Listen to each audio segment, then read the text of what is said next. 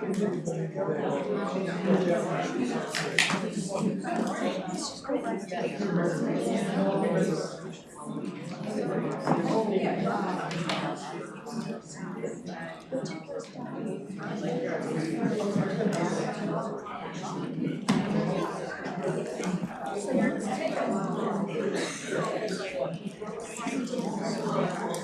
a lot.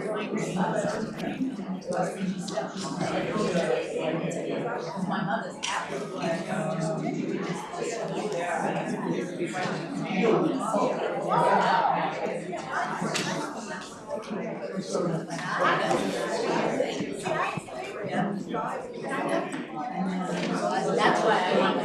This is my mic test.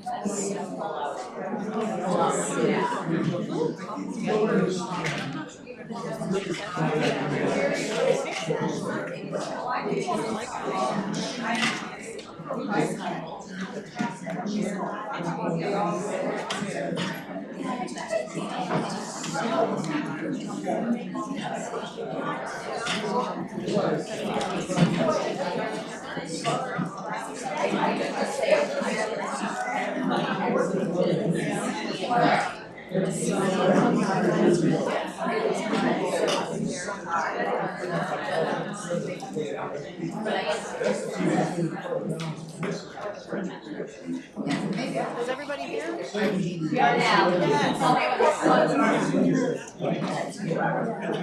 Good morning. The volume okay? No? Can you not hear me?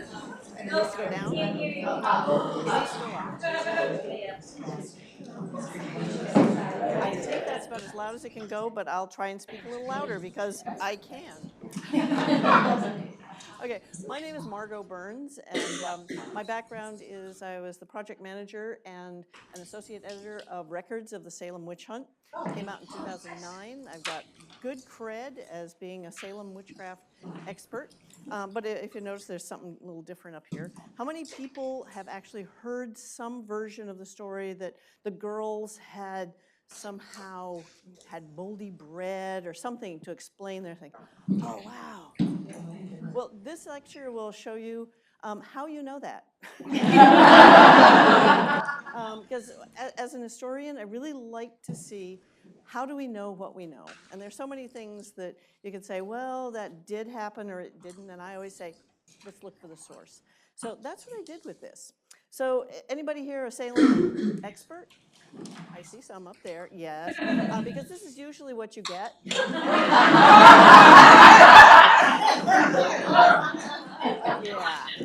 It's like, And if some of you are sitting here and you're that other little swath of people who don't know what ergot is, these are some grains of rye. And this little part here is actually a fungus, a naturally occurring fungus called ergot that grows on a lot of grains, but especially on rye grain. And this is the actual source for LSD. And I just wanted to tell you that as I started doing this, I really thought LSD was cool. I have never dropped acid myself, for better or for worse. But the pattern of my shirt is based on the LSD molecule. So I got into this. So that's pretty cool. I told you I'd go through about how this happened. So this isn't 17th century history. This is history from the past 50 years. And this is why some of you know this particular theory. I'm actually going to call it a hypothesis because basically a hypothesis is a guess. The reason you know about it is that a woman, an undergraduate named Linnda Caporal, was at the University of California, Santa Barbara, and she was a science major, and she needed a humanities class to graduate. So here she is, her senior year, and this is the course she took. She told me what she thought it was. Oh, I've had extensive conversations with Linnda Caporal, for any of you who know her name. So this is a lot of the story I have to tell is stuff I learned from her. And she could remember that it was a history of American women from the colonial period to, so I actually got the course catalog. This Ms. Wiederecht was the TA. I also found her. She has just retired as a history professor at Bakersfield College. I tried to get a hold of her, but I'm really good at finding things, but they have to reply. And, and also I found out that she was ABD in her doctoral program in history. So maybe she didn't want to talk about it. I don't know. But Linnda was in this class that she had to take, and within the first 2 weeks, they had to come up with a paper topic. And I guess there was maybe a list that was sent around because Linnda really wanted to write about that naked Quaker lady running around to protest. Only somebody had already taken it. So this is one of those times where history changed because somebody else took the naked Quaker lady. So she thought she would talk, she picked Ann Putnam and the Salem Witchcraft trials. And she said her first thing about it was she didn't realize how young Ann Putnam was. And as a science major, she's reading some of the stuff, and she says, I wonder if there are other causes that could possibly explain these girls' afflictions. That's what she said. And the TA went, really? Linnda said she was underwhelmed, and also asked her, what does this have to do with women's history? Nevertheless, she persisted and wrote her paper, got the credit, graduated from her undergraduate, and continued at Santa Barbara for her doctorate. And that first year, she published that undergraduate paper.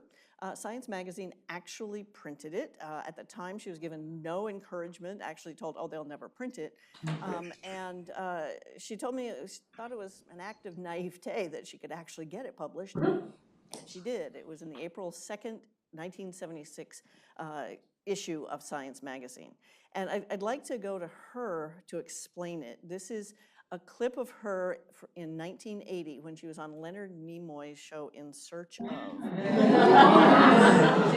of Salem Witches, and it featured her and Laurie Cabot.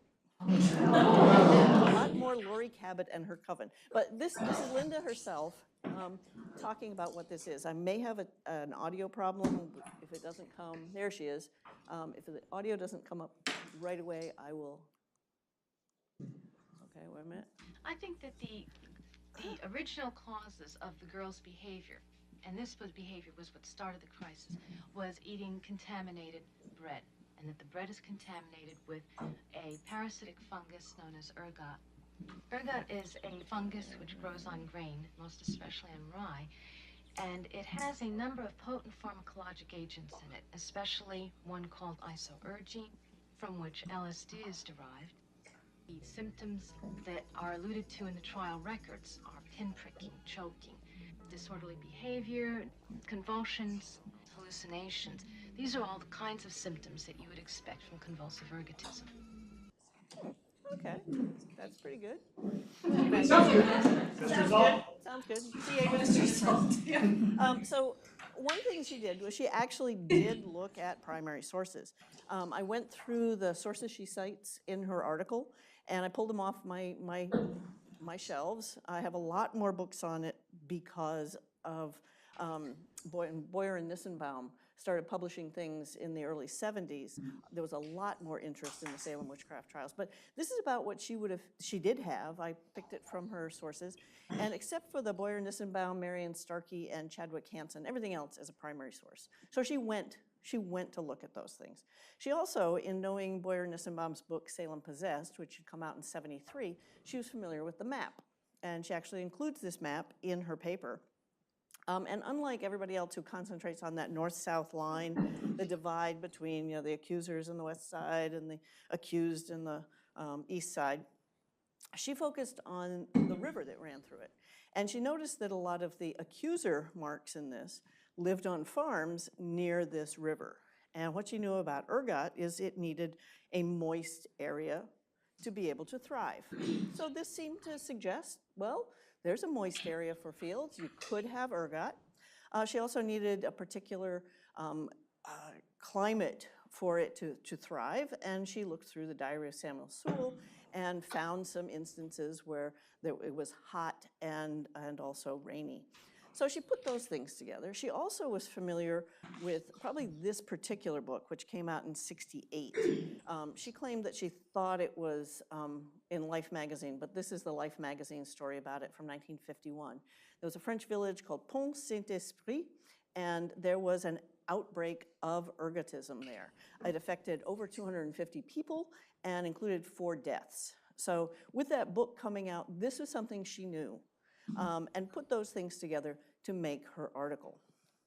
7 months later in the same magazine, she got a smackdown.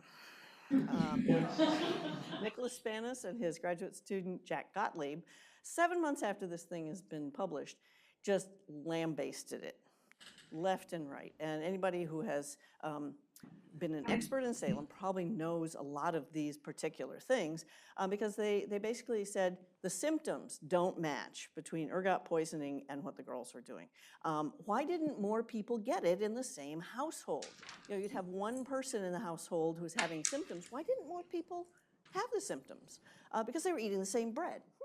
And also, the symptoms don't come and go when you're poisoned by this. And we know that the descriptions of them, especially from Chief Magistrate Stoughton, is that the girls were hale and hearty in between their bouts. And that just doesn't happen with this kind of poisoning.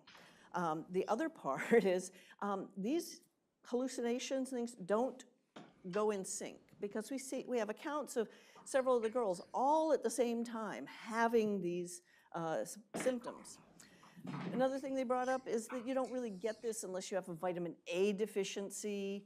And well, you know, how do you get vitamin A? Milk and fish. And these people were on farms on the ocean. So this is a really big smackdown, absolute smackdown. And you'd think that would make it go away. One thing I will tell you about refuting anything is that refuting it only cements it with people. If I tell you I did not kill my grandmother with an axe, all you'll remember is something about my grandmother and an axe, and am I a murderer? So that helps cement it. But you know, I'm going to switch now to talk about LSD. A natural thing, because ergot was the source of LSD. And this is Albert Hofmann, a Swiss scientist who worked for a company that was looking for various drugs. And in 1938, he was taking apart ergot and the alkaloids and trying to come up with stuff. And the 25th thing that he came up with was called it LSD 25. And that's the thing we know as LSD. He didn't actually discover LSD until 1943 when he went back to look at these things, and he accidentally dosed himself. Contact, and, so the next day when he came in, he said, okay, I'm going to intentionally dose myself and see what happens. Because, I mean, nobody had dropped acid before. He didn't know what to expect. So he dosed himself and then went for a bicycle ride, which was apparently very interesting. There is actually an animated short about Bicycle Day. That's what he called it, Bicycle Day, because it was just mind-blowing. So he's the father of LSD. But in short order, we find that a lot of people culturally are looking for the use of psychedelics. A lot of it was psilocybin, magic mushrooms, but we see a lot of people getting very interested in this, including Timothy Leary, who was a professor at Harvard. And I think this is a description of what psilocybin was doing for him, but here he is speaking for himself. Please. Religious. Wait a minute. To me, it was a complete religious revelatory experience. It was as though God had taken me by the hand into his workshop and had let me look just for a few minutes at the design of 5 billion years of energy that had been developing and evolving on this planet. Wow. He didn't stay at Harvard long. The other professors there, they were experimenting with psychedelics, was a man named Richard Alpert, and you may know him more as Ram Dass. So anyway, we're getting into the 60s, and it's getting a little, you know, we're protesting the Vietnam War. We get a lot of hippies coming along, and we know that hippies are known for using LSD. Here's a poster. You can see that Timothy Leary is in it. They're having a lot of music. San Francisco seemed to be the mecca for hippies. And this picture on the right is the Grateful Dead in 1967 in Haight-Ashbury. And Haight-Ashbury was sort of that one little place that everybody knew. Haight-Ashbury hippies. You probably didn't know that Linnda Caporal lived in Haight-Ashbury. She was newly married, and her husband was on a minesweeper in Vietnam. So I said, wow, you got a front row seat. And she said, well, we lived there because it was cheap, not because this was part of the culture stuff. And that's why the hippies were there. It was cheap. So things evolved fairly rapidly in the 60s about psychedelics. And Timothy Leary has changed a little. I'm going to give you a little clip on where he is on this. Out of school, because school... Let me just try it again. Come on. We tell young people today, drop out of school, because school's education today is the worst narcotic drug of all. Don't politic, don't vote. These are old men's games, impotent and senile old men that want to put you onto their old chess games of war and power. Drop out. Tune in with natural things. Take off your shoes. Get back in tune with God's harmony. Surround yourself with beauty and sacred objects. You can't get caught in the conforming, rote, lockstep, which we call American society. Changed a little, huh?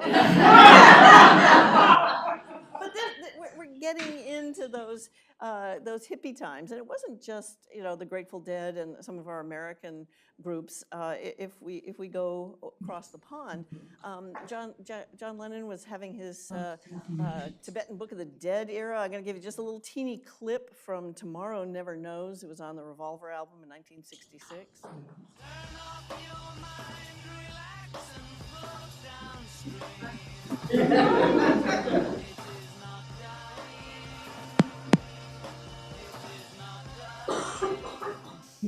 Yeah, okay. It's got a lot of sitar and they did all sorts of cool sampling with tape. And we also have, of course, Yellow Submarine. And what talk about Yellow Submarine would be complete without...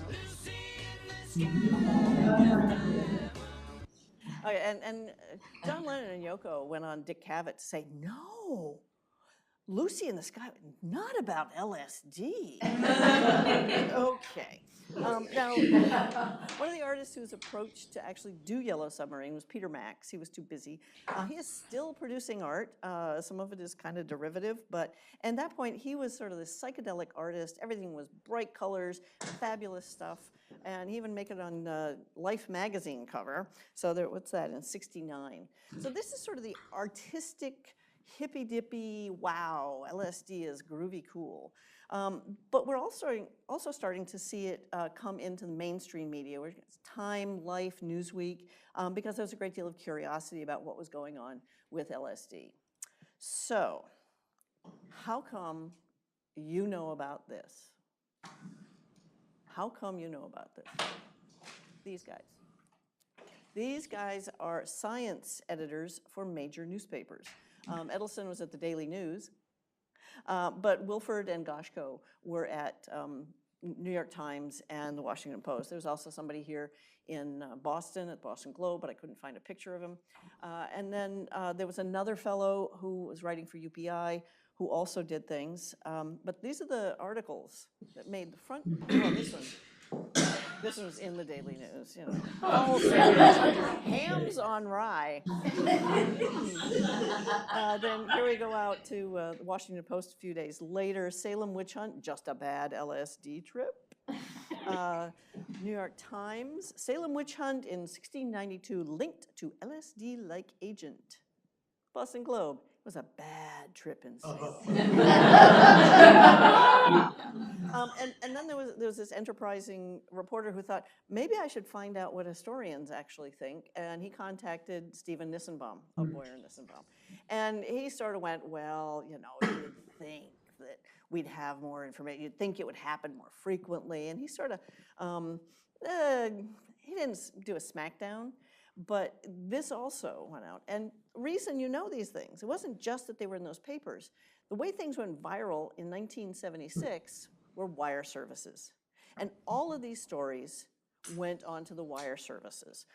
Depended on, you have UPI, AP, but there's a night wire service, and a lot of the newspapers themselves had their own wire service feed. So we see it in Biddeford, Maine. We see it in Honolulu, Hawaii. It's up in Winnipeg, or even outside of the United States. And we see it in Biloxi, Mississippi. As a matter of fact, I found over 200 clippings. And of course, the digital databases for newspaper clippings are incomplete, but still I found over 220 clippings about this from all these different wire services. And I didn't find any in Alaska, Wyoming, Oklahoma, Arkansas, or Maryland. And I went, why not Maryland? So I specifically dug through, didn't just use my search. I could not find it in the Baltimore Sun. So I don't know what was going on there. But it really went everywhere. It was on the major papers, it was on the front page. But there were all sorts of things all over. At some point, I'll post a video on Vimeo to show you all of them. But if we were to sit through all of them at 4 or 5 seconds each, you should get a beer. It's like 20 minutes. So this is where it went. Why did it take hold? Well, in the 70s, we start having LSD really become considered bad and evil. I mean, it was affecting our children, and there was a movement for drug education. And I was subjected to this, my 8th grade in junior high in 1970, 71. And Lockheed made some films to accompany this. Yes, the aircraft company. So they did case studies of various drugs, and they made this particular video. I'm not going to show you all of it. I'm just going to show you a little bit of it, but just to set you up. The narrator has decided, I think a little peer pressure, that she's going to drop acid for the first time. And then they went to a hot dog stand. No, it couldn't be. And I looked down at the hot dog, and there was a face on him. Eyes, nose, a mouth. I had put the ketchup to where it looked like his hair. And he started telling me that I couldn't eat him. That he had a wife and 7 kids at home to support.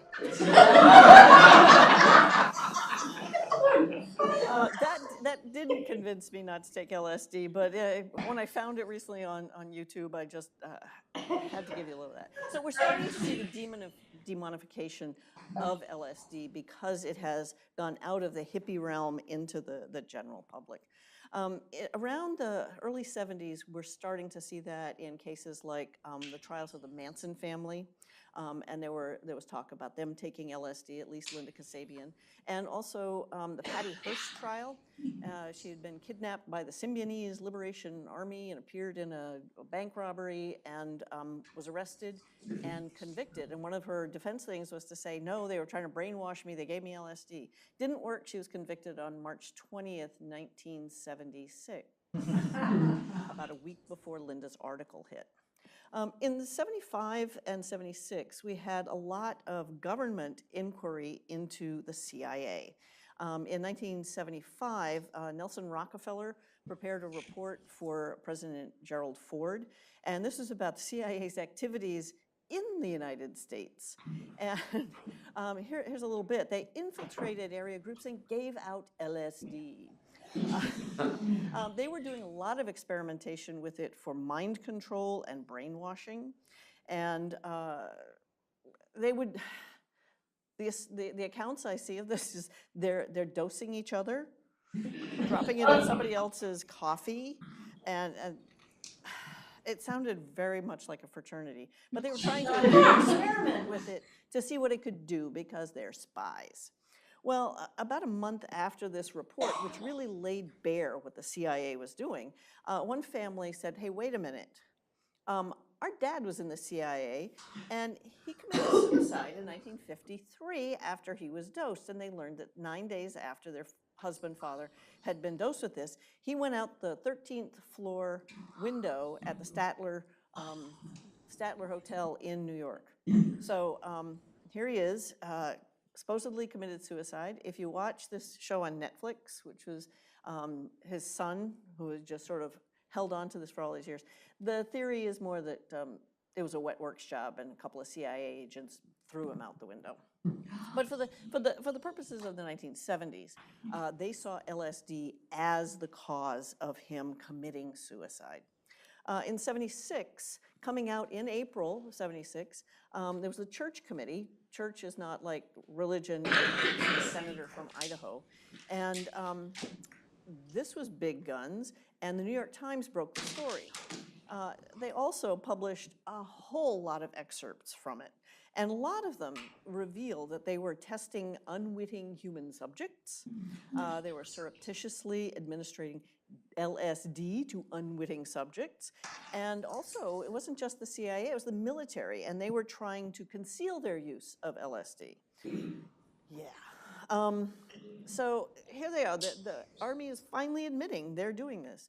Now, there are a lot of different names for the different programs, but probably the most important one is called MKULTRA. If you start doing anything on that, that was the program within the CIA. And this just sort of blasted it wide open. So this is where Linnda's article arrived, in this time when people are starting to really see that LSD was a problem. And if you read some of those headlines, you see it keeps saying LSD or LSD-like agent, and that would sort of click. By itself, I don't think it really did. I think it wasn't until 1982 that historian Mary Matosian published this article, Ergot and the Salem Witchcraft Affair. Okay, now, Linnda Caporal is a behavioral psychologist and a scientist, but Mary Matosian was an historian, Stanford undergrad, Stanford PhD, and I don't know why she's publishing in American Scientist, but she brought it back. She brought it back, and even the New York Times said, hey, new study backs the thesis on witches, because they'd been a little wondering about it, you know, with Stephen Nissenbaum saying, I don't really think so. So this one is yes. And I actually found an article about it in the Baltimore Sun, because at that point, she was a professor at the University of Maryland, so I guess they thought it was worth doing the local people. So guess what? Nick Spanos is back at it. This, oh goodness, this was a smackdown. Twice as long, maybe 3 times as long as the other one. Ergotism and the Salem Witch Panic, a critical analysis and an alternative conceptualization. And this is the one where we really find out what's his deal with this. And basically, as another behavioral scientist, his approach was that the behavior is elicited by the audience, by the judges. They made that, whatever they needed to hear, the girls came through with that. Fairly, I don't know, okay, it's kind of simple, but he's a behavioral psychologist. So I said, wait a minute, who is this guy? Who is this guy? And here he is, Nick Spanos. These are his 3 books. His career spanned from 67 to 94, when he was tragically killed in an airplane accident off of Martha's Vineyard. In that time, in addition to these 3 books, he published chapters, 22 chapters in other books.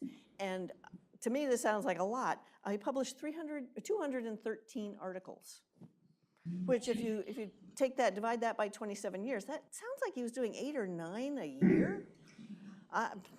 He was a very popular professor at Carleton University in Canada. And because he passed away, I saw a lot of obituaries about him. And it turns out he was that guy.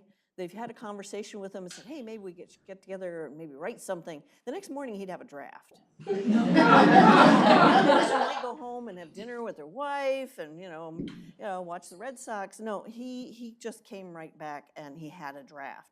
And he was remarkable that way. All of the obituaries talk about him. But they also say that he really liked debate. He really liked controversy, and he was really into it. This comes sort of into play because after Spanos and Gottlieb did the smackdown of Linnda Caporal, Science Magazine asked, do you want to reply to this? And her impression was that theirs had been a very emotional paper. And she asked the science editor, well, are they emotional about this? And the editor said, well, kinda. So she said no. And probably just as well, because this guy would have just run with it. That's the kind of guy he was. But we're still working on Mary Matosian. She published a whole book about it and published it in 1989. Poisons of the Past, Molds, Epidemics, and History. And that also, of course, made the news. Puzzles of the Past blamed on fungus awry. Everything was blamed on ergot. Everything. The French Revolution. Yeah. So that's 89. We're seeing some pushback. Actually, the controversy ended up in more academic journals than in the public sphere in publicly accessible magazines. But we go a couple of years later. We're in 2001, and PBS aired this particular documentary on Secrets of the Dead, Witch's Curse. And the topic of it, actually, the whole thing is about ergot, only a little bit about it on witches. So I want to go back to Linnda again and her Eureka moment. Let's see if this plays. It was almost as if the description in the pharmacological reference had been taken from the trial records themselves. It was just extraordinary, and that for me was a real eureka moment. Okay, so she's talking about what happened when she was a senior in college, and that was really what she found. And one of the things is that she's talking about just 6 or 8 people in a particular year in a particular location. But that just sort of sparked everything. The rest of the documentary is a little weird. While the bewitched settlers of Salem may have been suffering from something like this, a bad acid trip, surely they had no access to LSD. Or did they? Yeah, that's about it. Yeah, okay. But they also talked to Mary Matosian since she had the new book. And this is kind of a long clip. It's about a minute. But I want to present Linnda, I want to present Mary Matosian for really what she was doing. Let's see. If outbreaks of ergot poisoning were prevalent, did they coincide with the rash of witch executions across Europe? It was Professor Mary Matosian who made the startling discovery. I got into Europe because I had to account for the fact that witchcraft persecution happens in certain years and not others, in certain places, not others. So I had to cover the map to make sure I wasn't missing something. The witch trials that ravaged Europe in the 16th and 17th centuries were localized in very specific areas, as shown here. In Britain, the great witch hunts were centered around Essex and East Anglia. Matosian discovered that the areas where witch trials and executions took place did coincide with the major rye-growing regions. But not only that, in that 200-year period, the weather conditions in Western Europe were different from today. They were perfect for the formation of ergot on rye. Okay, any climate change deniers in here? Anyway, one of the things, this map is really kind of important. Since Salem people really like maps. But, okay, so she's talking about 200 years across all of Europe and seeing things line up, seeing 2 things line up. And, you know, I bet a lot of other things lined up. Didn't she know? I mean, she's had a doctorate from Stanford. Didn't she know that correlation is not causation? Yeah. But here she was. She's making these big claims. One of the things when I was talking to Linnda, she was really surprised when I told her that everybody brings it back to her, especially when they're trying to refute it. And she said, really? I thought it was Mary Matosian. And actually, I said, well, you know, everybody names you, and she's sort of like this afterthought, a Johnny-come-lately. But the more I looked into this, the more I went, oh my God. Mary Matosian really made it sound absolutely certain and across all space and time. So that's a problem. There was another smackdown to this. Jane Kamensky, when she was a professor at Brandeis, and now she's at Harvard. She's still at Harvard. Nobody's poached her from Harvard? Okay. In the Journal of American History, there's a section where they review movies and TV shows, and yeah, she did. The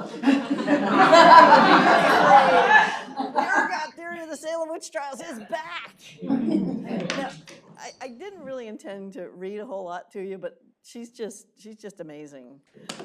To scholars who have offered multi-layered and competing explanations for what happened in Salem, arguments focusing on gender relations, town politics, Indian wars, and fraud, Witch's Curse offers a one-line rejoinder to paragraph James Carville, "It was the rye, stupid." Ignoring time, place, and culture, this conclusion is not only ahistorical, but fundamentally anti-historical. Yeah. She doesn't actually talk about Mary Matosian. She actually names Linnda Caporal in this. So I don't know. Mary Matosian sort of got off the hook. But finally, she said students would be better served by using old episodes of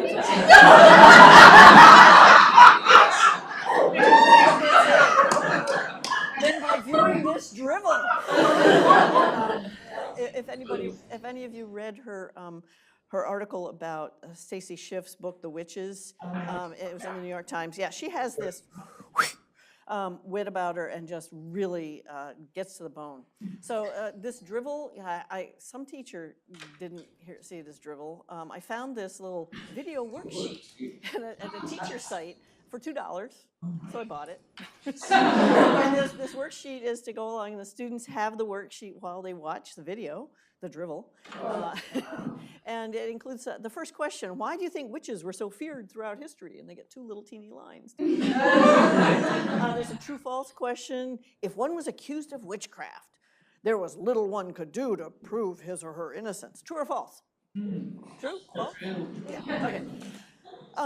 Later on in this thing, they ask them to recap the conventional, traditional explanation, and then to recap the alternative explanation as presented in the film. So this is put out there for educational use.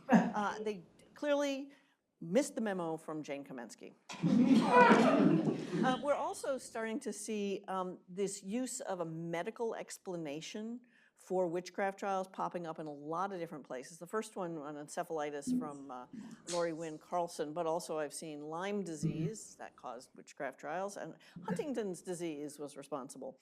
I think this whole idea that there was something that was apart from people.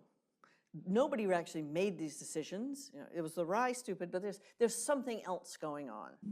So if we look also at the 70s, we're seeing Love Canal and W.R. Grace, where there were housing developments on top of toxic waste dumps, and you get clusters of little children with leukemia.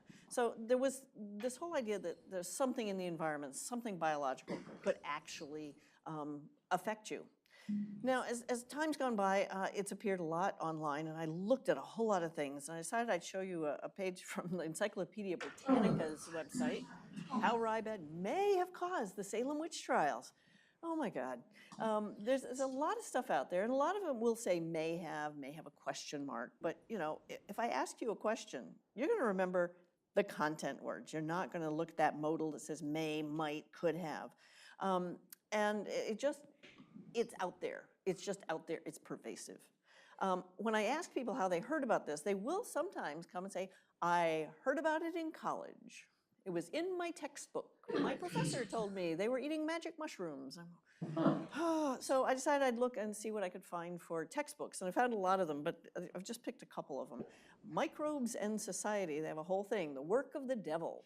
And a lot of these things are sort of a sidebar or a box so that it engages students. Well, because these were textbooks for non-science majors. It's very different from a textbook for a science major. And you don't find it in those. You find references to this in science textbooks for non-science majors because they're trying to bridge the gap, cross from history and science. It's all related.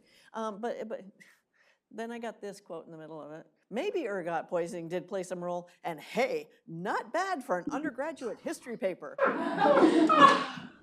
With the exclamation mark right in the text. And then this is in a prep book to try and get college level credit in this standardized test. I love this one.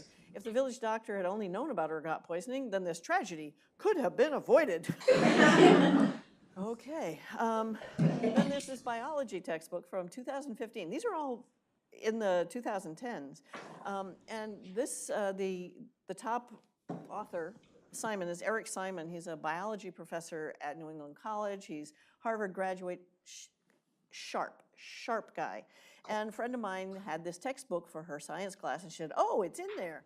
And sure, did a fungus lead to the Salem Witch-Hunt? But he actually adds this. And I won't read you the whole thing, but I'll underline the things he highlighted. He describes what she did. It's a scientific method. She had an observation that the symptoms reported by the girls seemed consistent with ergot poisoning. So she asked a question. Could an ergot outbreak have occurred? Then her hypothesis, maybe. So she went and examined the historical record. You go and find your data, making the prediction that she would find things that would support it. Now, he says her results were suggestive, though not conclusive. He's going through, he's doing the scientific method. He is actually the only person who has looked at this material that I think really understood it. And it's suggestive. Linnda said the same thing. There can never be hard proof for the presence of ergot in Salem, but a circumstantial case is demonstrable. She doesn't make those sweeping statements that Mary Matosian is doing. We also start seeing papers like this. Mary Beth Norton taught a seminar, an undergraduate seminar, where people wrote a lot of research papers on the Salem witch trials. And one of the students at Cornell, Joseph Featherly, was a plant science major, and he took her seminar specifically so he could look into ergot. And she told me this is probably the best thing she's read about ergot, and I went, really? And what Joe Featherly did was he took apart Spanos and Gottlieb. He took apart all the things they claimed that they knew about ergot and basically flayed them. Linnda Caporal said she wished this had been published somewhere. She doesn't know why Mary Beth Norton didn't try and get it out, but you can get it at the Cornell website. Anybody know who these guys are? Somebody? Oh, this is Stephen Nissenbaum, and that's Paul Boyer. Isn't it nice? This is a little older than when they first did their books, Salem Possessed. And they're sort of seen as the people who really know Salem. They did so much in the early 70s to make that material available for the rest of us who really got into studying what happened in Salem. They're probably best known for this map. I showed it to you earlier, but that north-south line that divides the accusers on one side of the town and the accused on the other. Yeah, Ben Ray has sort of taken that apart to say that isn't really how it happened. But when I was looking at Linnda's Eureka moment, I thought I'd show you their Eureka moment. This is what it looked like. They had all these different maps, and you see all the numbers. They had all these maps, and they put them down on the ground and fit them together to see if there was a geographic pattern. And they went, oh my God, I think there is. That was their Eureka moment. And it bears very little similarity to the final thing that came out. Really, a north-south line, that sort of strains credulity. But just that idea of going from your Eureka moment to the final output. Sometimes things get simplified, and when they get simplified, they start violating the integrity of that very first Eureka moment. So even Boyer and Nissenbaum had done this. This is Linnda Caporal, a few years ago. I think this is her headshot at Rensselaer. She's now retired. So I think I'm trying to rehabilitate her work in this, and I'm throwing Mary Matosian under the bus. She didn't reply to my email. I mean, I dig way back, you know, and I had this wonderful exchange with Linnda Caporal. And it was very interesting in talking to her because she had some interesting thought-provoking things to say. She has a long vita.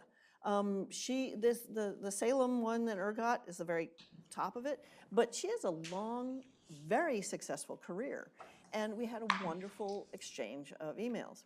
So one thing that one thing that was surprising to me though was she told me that they had a new person in their department at Rensselaer, in her department. And turns out it was Paul Boyer's daughter. Yeah. And she said that he sometimes came to some of the faculty gatherings.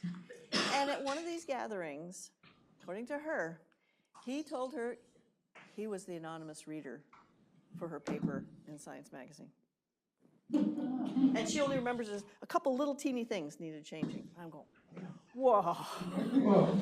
Oh, okay, this changes a whole lot.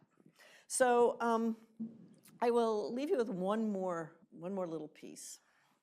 As those of us who are experts on the Salem witchcraft trials keep encountering, and there was one here at History Camp last year, there's always somebody in the back.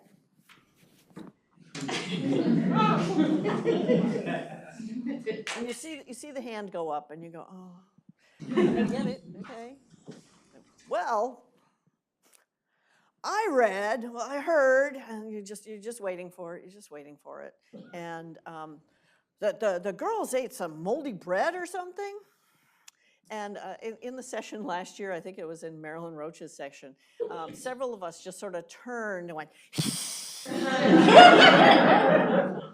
Yes, and people are still here that did that.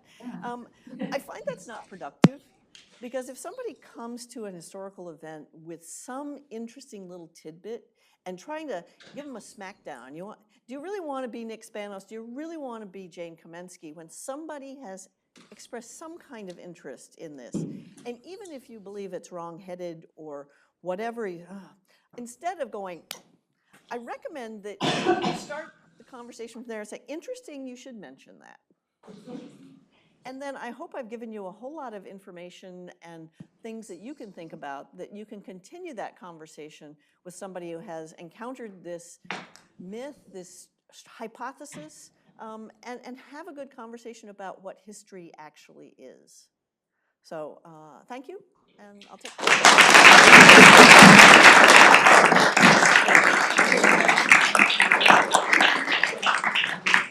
I know it's lunchtime, but anybody has a question? Yeah. Yep. It's not so much a question. When I first heard this, my first thought was, wait a minute, Ergot's a known entity. It was used by midwives. It's still used today, methergine. Yeah. And it's was also known as an abortifacient. Yeah, well, and the idea yes, this season's Poldar, no spoilers.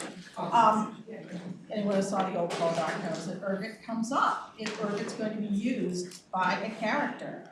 And how did everybody miss this? Well, they probably didn't. Because there's ergot in all sorts of flour. And also, I don't know about you and me, but I know nothing about crops. But these guys were farmers. They knew there was something. And even today, there's a certain amount of ergot that gets into wheat. I found some advertisements for Wonder Bread from the 1940s, where they specifically said, you know, their process gets out all the dirt, the husks, and any ergot that's in it. So that was one of the big selling things for Wonder Bread, no ergot. But it's been around for a long time, and I think these farmers knew there was something about it. Yeah. So, any other questions before lunch? Yep. I think the most important takeaway is that the guy who invented LSD and accidentally dosed himself lived to be 102. Yeah.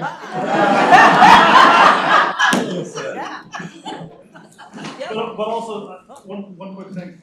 she talks about her her Eureka moment when she read the description of the symptoms. Yes. Have you gotten that source? Have you read that textbook or manual or what have you? It's from the primary sources. Okay. She was looking at that. Well, I mean, what the manual, the medical journal or document that she read, where she correlated that. She talked to a friend who is in medical school and asked if they had a pharmacological guide. Right. I couldn't find that particular one, but yes, she asked, is there anything out there? So, another question? Yeah, it's just a question for you. The Puritans insisted on an experience for 20 years. You had to testify that you, before the whole congregation, that you had You were listening at the experience of grace. You were listening to the first presentation.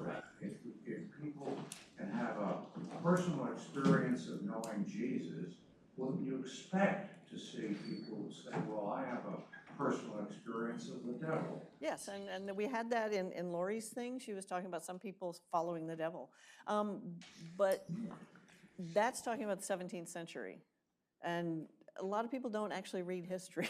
And a lot of people don't have access to some of the primary sources, things like that. So this is more how people come to understand what they know. And some of that ends up being lurid.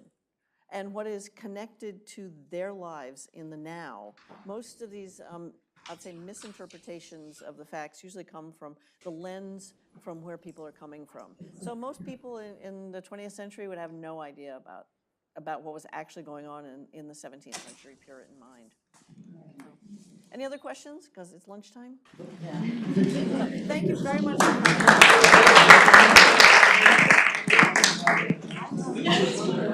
Is there any rye bread for lunch? Yeah.